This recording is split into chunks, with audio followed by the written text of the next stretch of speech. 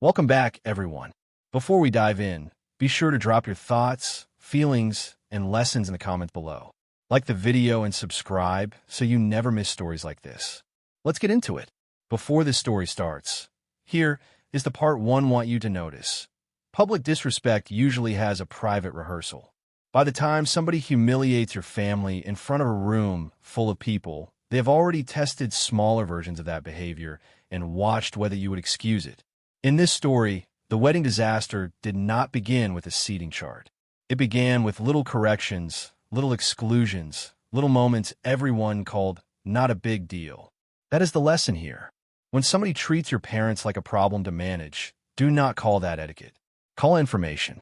My name is Niles Mercer, and the worst day of my marriage started before the marriage ever really began. It started in late October in Detroit, in a church fellowship hall that smelled like lemon polish, coffee, and silk flowers boxed up from somebody else's anniversary party. Outside, the trees along the avenue had gone copper and bare in patches, and the wind kept scraping leaves across the sidewalk like dry paper. Inside, I was standing in a tailored navy suit beside my wife, Corinne, smiling for photographs while my chest slowly turned to stone. By then, I already knew something was wrong. I just had not decided what I was willing to do about it. I'm not a man who makes scenes. That matters to this story. I design sound systems for theaters, schools, and small performance venues, which means I spend most of my life solving problems nobody notices unless I fail. I am the person under the stage, behind the wall, in the back booth with a laptop, making sure voices carry and feedback does not cut through the room like a blade. My habits match my work. I arrived early. I keep notes in a black field journal.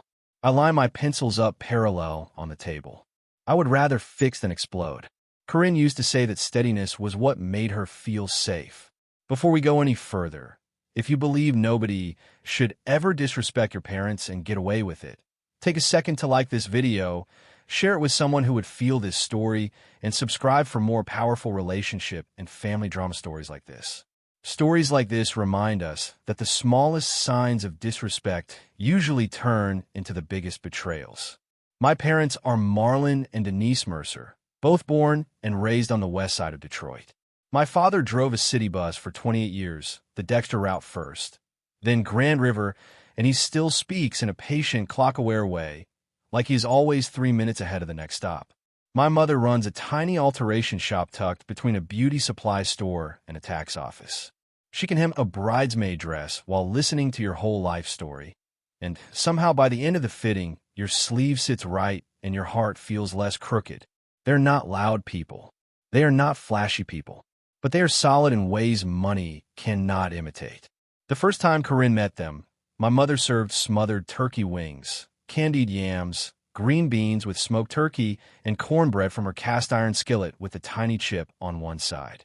Corinne sat at that kitchen table in a cream sweater, smiling, complimenting everything, asking my father questions about the city bus routes like they were urban history. She was charming when she wanted to be.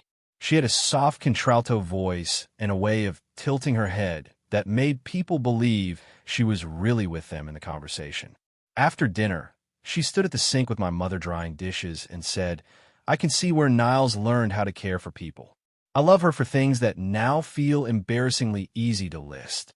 She was disciplined, elegant without trying too hard, funny in a dry, almost sleepy way. She worked in development for a museum downtown and kept color-coded folders in her tote bag. She drank peppermint tea at night and always read the final page of a book before starting chapter 1, which I found ridiculous but endearing. When she was stressed, she cleaned countertops that were already clean.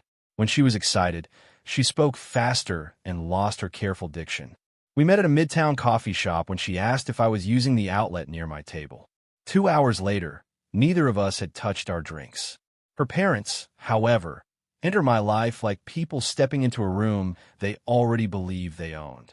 Basil and Renee Whitfield lived in Bloomfield Hills in a house with a circular driveway, heated bathroom floors, and a piano nobody played. Basil managed wealth for families who used words like legacy, as if they had invented inheritance. Renee chaired committees, hosted luncheons, and corrected waiters with a smile that somehow landed like an insult. They were black, like us, but they performed class the way some people perform religion. Constantly. Publicly. With judgment. Their whole posture said there were proper black people, and then there was everybody else trying to catch up. Corinne told me early, my parents can be particular. That word did too much work. Particularly meant Basil asking where my people were from, as if he were interviewing my bloodline. It meant Renee noticing the stitching on my jacket cuff and saying, "Oh, custom? We're just very good off the rack." It meant their housekeeper bringing out coffee on a silver tray, while Basil asked what exactly a theater acoustics contract could earn in a strong year. I answered without flinching, because I grew up around people who knew how to read a room. But on the drive home, Corinne only sighed and said, "They will warm up. They just need to understand you. Understand me." That was the phrase she kept using, and I kept letting it slide because I wanted peace more than precision. Looking back, that was one of the decisions that shaped everything. I could have said, right then, that nobody needed to understand my parents' dignity or my career's worth in order to treat us with respect. Instead, I treated each insult like bad weather. Temporary. Irritating. Not worth changing plans over. My mother noticed faster than I did. She was pinning a client's prom dress one evening when she asked, without looking up, "Does that woman say nice things that leave bruises?" I laughed. I should not have. We got engaged in February during a snowstorm, so heavy it turned our block into a quiet movie set. I proposed in our apartment, not at a restaurant, because Corinne hated crowds when emotions were involved. I cooked salmon badly, over-seasoned the rice, lit 2 candles, and nearly dropped the ring because my hand was shaking. She said yes with both hands over her mouth, then cried into my shirt. For those first few days, it felt like the simplest, truest thing in the world. My mother opened her shop late the next morning because she insisted on making us breakfast. My father brought sparkling cider because he still thinks champagne tastes like window cleaner. Wedding planning changed the air almost immediately. Corinne wanted something classic, intimate, elevated, which turned out to mean not intimate at all. Renee had opinions about every decision, and because Basil was paying for most of it, those opinions kept hardening into rules. The venue became New Hope Baptist Restored Event Hall in Grosse Pointe, a beautiful brick building with stained glass windows, polished floors, and a side garden wrapped in iron fencing. I wanted a jazz trio and food from a black-owned caterer on Livernois that my family had used for years. Renee wanted a string quartet and played sea bass. Somehow her wants kept sounding like necessities. There were warning signs, and I signed off on them one by one. My cousin Tasha was supposed to sing during the ceremony, but Renee said her style was more heartfelt than refined. My father offered to help shuttle older relatives from the church to the reception hall, and Basil laughed and said, "We have professionals handling transportation." My mother asked whether she should alter Corinne's reception dress for free as a gift, and Corinne thanked her, then quietly chose a boutique seamstress Renee recommended instead. Each time, Corinne would come back with that same tired explanation. "I know how it looks. I am just trying to keep this from turning into a whole thing." I want to be fair to Corinne, because fair matters even when you are hurt. She was not cruel in the obvious way. She did not insult my parents directly. She did not sneer or shout or make jokes at their expense. What she did was worse in a slower way. She let the current carry her wherever it pleased her parents to steer. She told her self-compromise was maturity. She told me timing mattered. She told me weddings made everyone emotional. Every time a line moved an inch, she adjusted her feet and called it balance. I knew she hated conflict. I just did not grasp how much she hated disappointing wealth. About 6 weeks before the wedding, my mother invited Corinne and Renee to her alteration shop because she had made a handkerchief from lace taken from my grandmother's church gloves. My grandmother had raised me after school until I was 13, and she had a small, careful grace that never left a room even after she did. The lace was old ivory, softened with age. My mother had stitched a tiny C into one corner and a tiny N into the other. It was beautiful. Renee held it with 2 fingers and said, "That is sweet, Denise, but I think it may read a little homemade next to the rest of the day." My mother smiled anyway. I found out because my mother told the story like it was funny. That is another thing about decent people. They often deliver their own pain gently, so nobody else has to carry the sharp edge. We were at Lewes Coney Island after church, and she was stirring too much sugar in her coffee when she said, "That Renee woman sure has a vocabulary for saying no thank you." My father kept eating his grits, but I saw his jaw work once. I asked Corinne about it that night. She said, "You know my mother. She just gets fixated on presentation." I said, "My mother is not a presentation issue." Corinne got quiet, then kissed my cheek instead of answering. My father was the one who almost made me stop the wedding. 3 weeks before the date, we were in his garage, changing brake pads on my old Accord, radio on low, a Tigers game murmuring through static. He handed me the socket wrench and said, "Son, a family does not reveal itself when things are pretty. They reveal themselves when somebody less convenient needs room." His grammar slips sometimes when he is tired. I never correct him. He wiped his hands on a red shop towel and added, "You are marrying her, but her people are coming through the door with her." I said I knew that. He looked at me for a long second like he knew I did not. Still, I moved forward. That was decision number one that could have gone another way. I moved forward because I love Corinne, because every relationship has in-laws somewhere on the horizon, because calling off a wedding felt like blowing up a house, because a window would not shut. I also moved forward because I was embarrassed. Embarrassed that my parents were being tested. Embarrassed that I had not shut down early. Embarrassed that maybe Basil and Renee saw the weakness in me before I did. Shame can make you passive. People do not talk about that enough. Sometimes shame does not make you fight. It makes you wait and hope reality will fix itself. The wedding week arrived cold and bright. Detroit in late October has that thin silver sunlight that makes everything look cleaner than it is. The rehearsal dinner was at a private room in an upscale restaurant near the river. Brick walls, Edison bulbs, too much rosemary in the potatoes.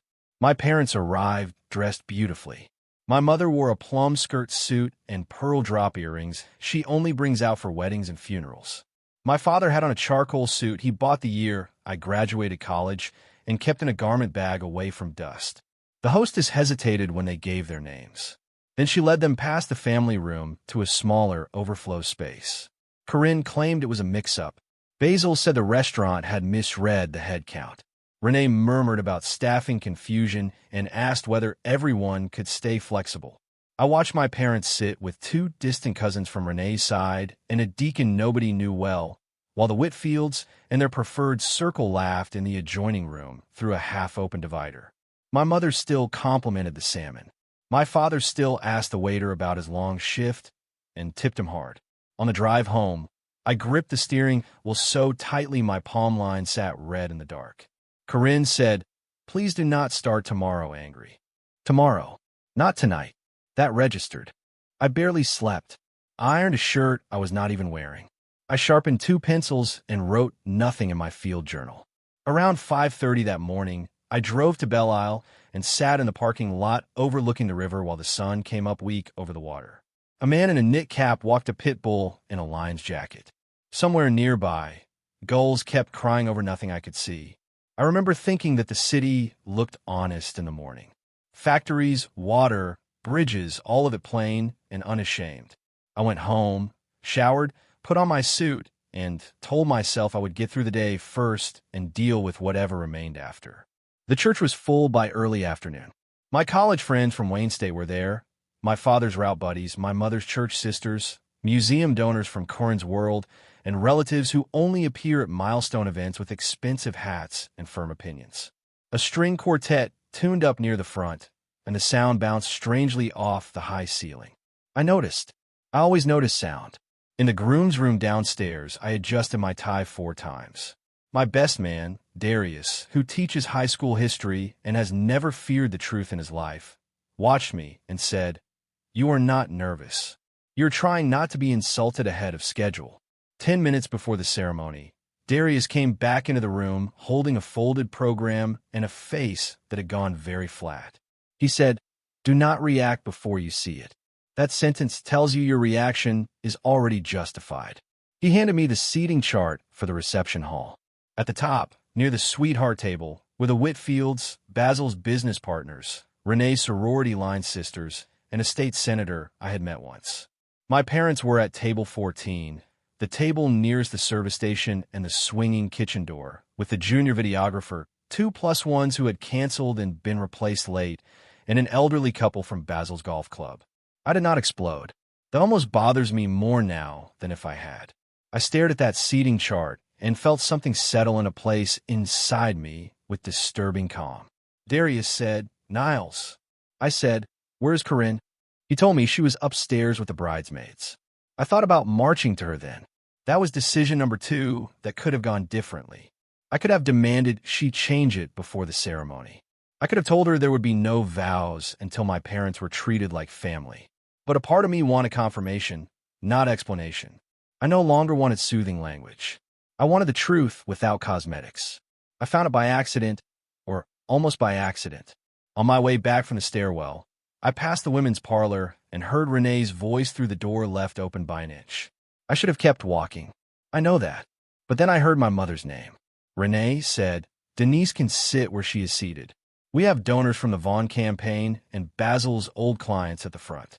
Let us not pretend a seamstress and a retired bus driver know how to circulate in that room." Basil chuckled low.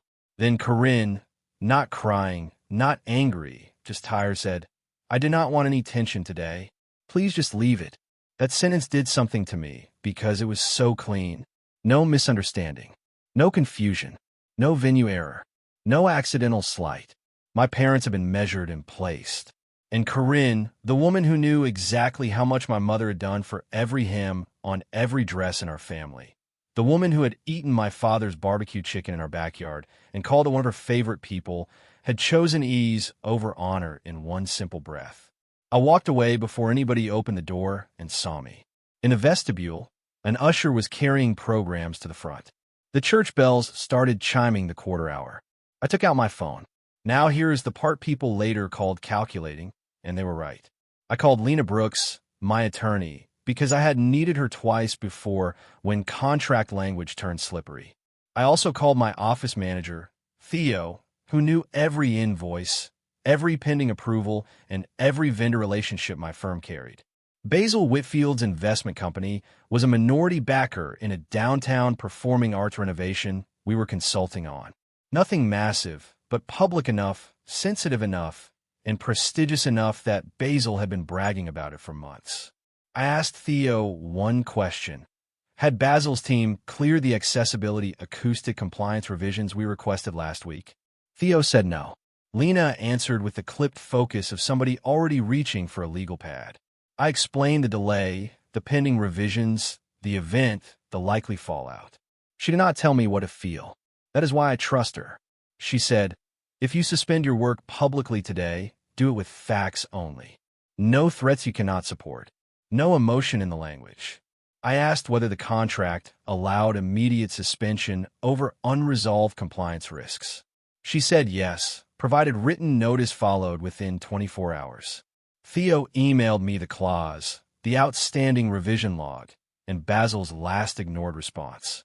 I stood in that cold vestibule in my wedding suit and read business language like it was scripture. Then I did one more thing before the ceremony. I went to my parents.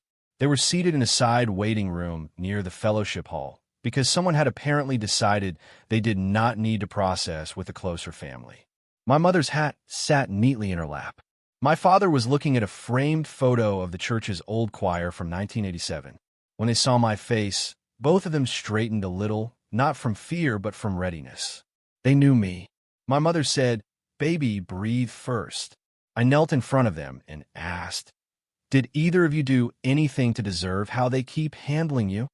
My father looked offended by the question. "No," he said. He did not dress it up. My mother touched my wrist and said, "We came because we love you. We can sit anywhere." That nearly broke me. Not because she was weak, because she was making mercy available to people who had not earned one drop of it. I stood and kissed her cheek. I told them to stay close after the ceremony. My father studied me and asked, "What are you about to do?" I said, "Something I should have done sooner." He did not stop me. He just nodded once, the way he did when I was 10, and finally rode a bike downhill without wobbling. The ceremony itself felt like performing in a play after reading a different ending backstage. Corinne walked in on her uncle's arm because her father said he wanted to make an entrance later at the reception. The sanctuary glowed amber through stained glass. Somebody in the third pew kept sniffling. Tasha sat among the guests in a blue dress, quiet and hurt.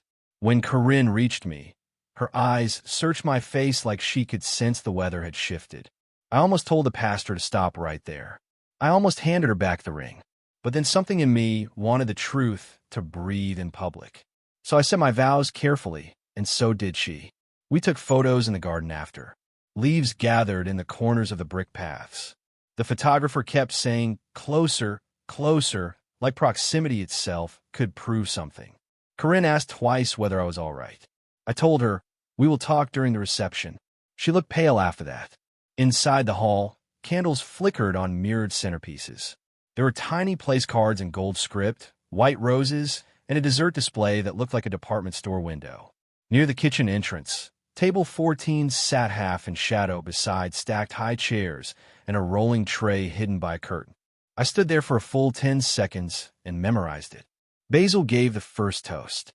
He spoke about legacy, excellence, and two distinguished families coming together, and every word felt dipped in varnish. People laughed on cue. Renee dabbed the corner of one eye without actually crying. Corinne kept her gaze low. My father sat at table 14 with that still face he wears when a bus passenger is cursing for free and he has decided not to dignify it. My mother smiled when servers passed, thanked each one, and folded her napkin in careful quarters on her lap. I was called up next. My glass of champagne remained untouched. My notes stayed in my pocket. I did not need them. I started small. "Thank you all for being here," I said, and my voice carried clean because I know how to use a microphone. "I want to say something first about my parents." Heads turned politely. Some people assumed sweetness was coming. My father, Marlon Mercer, drove Detroit buses for nearly 3 decades. He got people to hospital shifts, to school, to court dates, to first jobs, to second chances, to homes they could barely afford. My mother, Denise Mercer, has spent 25 years altering clothes so people can walk into the world fitting their own lives a little better. The room began to listen differently then. Respect recognizes itself when named plainly. Today, I continued. Those two people were placed at a reception table near the service door because someone decided they were not the right fit for the front of the room. You could hear cutlery set down. Somewhere behind me, a chair scraped hard against the floor. I did not raise my voice. I did not need to. This was not an accident. It was a choice. A repeated one. At the rehearsal dinner. In the planning. In the private comments made when certain people assumed I could not hear them. Basil rose halfway from his seat. Renee whispered my name sharply like she could still summon control through tone alone. Corinne said, "Niles, please," into the microphone of silence around us. And that single word told her more than anything else. Not because she was guilty alone, but because she recognized the facts. I looked at her and felt grief move through me without drama, just cold and final. "You asked for no tension today," I said. "But peace that depends on my parents swallowing humiliation is not peace. It is convenient to wear a church hat." A few people inhaled. My cousin Tasha closed her eyes. Darius stared at the head table like he was teaching one of his students the day history stops being abstract. Then I moved to the second part. Since Basil Whitfield values professionalism, I will be professional. I pulled my phone out, opened the email Theo had sent, and read from it. As of this evening, Mercer Acoustic Design is formally suspending consulting work on the Strand Civic Arts renovation due to unresolved accessibility compliance revisions and repeated failures to address the acoustical standards required for city approval. Written notice will be delivered tonight. Basil stood fully then, face dark with disbelief. The room knew that project. It had been in the papers twice. He said, "This is outrageous." I answered no. Seating my parents by the service station was outrageous. This is documentation. What happened next was not movie chaos. It was more interesting than that. It was a social collapse, which is quieter. People began checking phones. Basil's partner at the far table leaned toward him and spoke low, urgent, furious. Renee kept saying, not here," as if location were the insult. Corinne looked at me like I had stepped outside the borders of the man she thought she married. Maybe I had. But there's a version of restraint that is really just fear of being seen. I was done with that version of myself. I turned from the microphone, stepped off the little riser, and walked straight to table 14. My mother rose before I said anything. That is how mothers are when they know the weather in your face. My father stayed seated half a second longer, then stood and buttoned his jacket. I said quietly, "Come on. You are leaving with me." My mother glanced once toward Corinne, not bitterly, just sadly, as if mourning a person still standing there alive. My father asked, "You sure?" I said, "I'm finally sure." He nodded. We walked together through the middle of the hall, past centerpieces and silk dresses and men whose watches cost more than my first car. Nobody stopped us. A few people moved their chairs out of the way respectfully. In the foyer, Corinne caught up to me. Her veil was gone crooked at one side, and for the first time all day she looked less elegant than young. "You embarrass me," she said, voice shaking. I answered, "You let them embarrass my parents for months." She said, "You could have handled this privately." I said, "Would you have stood with me privately?" She opened her mouth, then nothing came out. That silence was my answer. Then she said the sentence that ended us more than the seating chart did. I was trying to protect the day. I looked at her and said, "You protected the wrong people." Then I turned away. We went to Joe's Diner on 7 Mile because every city has a place where humiliation cannot survive pancakes. The bell over the door gave its tired jingle. The heat hit us first, then the smell of onions on the grill and coffee that had been cooking since dawn. I was still in my wedding suit. My mother still wore her hat. The waitress, a middle-aged black woman with silver cuffs and reading glasses hanging on a chain, looked us over once and said, "Booth or counter?" My father answered, "Booth. We need cushioning for this kind of evening." She snorted. That little bit of ordinary humor saved something in me. Over meatloaf specials and fries we did not need, the adrenaline started leaking out, leaving behind the real feelings. Shame, relief, sadness, a little fear. My mother stirred her tea and said, "I hate that this is part of your memory now." My father put pepper on everything without tasting it first, as always, and said, "Memory was already made." He just decided not to smile through it. I told them about the phone calls, the suspension notice, the clause. My mother looked almost annoyed. "Baby, I meant your heart, not your paperwork." That made me laugh, so suddenly I had to put the water glass down before I spilled it. The fallout took months, not minutes. The marriage license was never filed. That part surprises people, but the pastor had handed it to the church administrator after the ceremony, and I emailed before midnight instructing them not to process anything further pending legal clarification.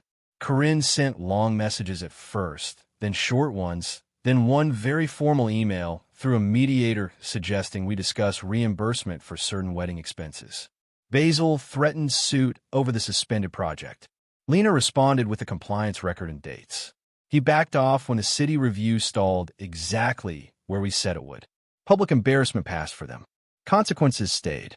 That is the difference. Corinne and I met once in person, 6 weeks later, at a cafe in Birmingham where the chairs were too delicate and everybody whispered like they were preserving expensive wallpaper. She looked thinner. So did I, probably. She said she loved me, and I believed she did in the way she knew how. She said she had been overwhelmed, cornered, managed by her parents, and I believe that too.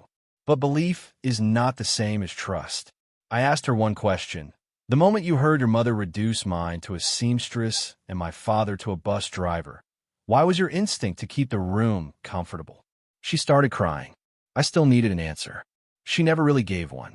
She said things about pressure, timing, family expectations, donor relationships, all the language of a person still describing the cage instead of walking out of it. So I made the third major decision that could have gone another way. I ended it cleanly. No drawn-out almost. No secret calls. No keeping a little ember alive, because loneliness can make old harm look warm. I told her I hoped she'd build a life she could stand up inside without borrowing courage from other people. She said that was cruel. Maybe it was. But sometimes the truth sounds cruel to people who have been cushioning every hard edge with expensive fabric. My parents never asked me to apologize for defending them, though my mother did make one correction. Around Christmas, while she was hemming a choir robe and I was helping hang lights in her shop window, she said, "Do not turn that day into your whole personality." I laughed because that is exactly the kind of sentence she would say. Then she added, "You did the right thing late. Next time, do it early." That has stayed with me more than the speech, more than the legal letters, more than Basil's expression when his control evaporated in front of his own circle. Do it early.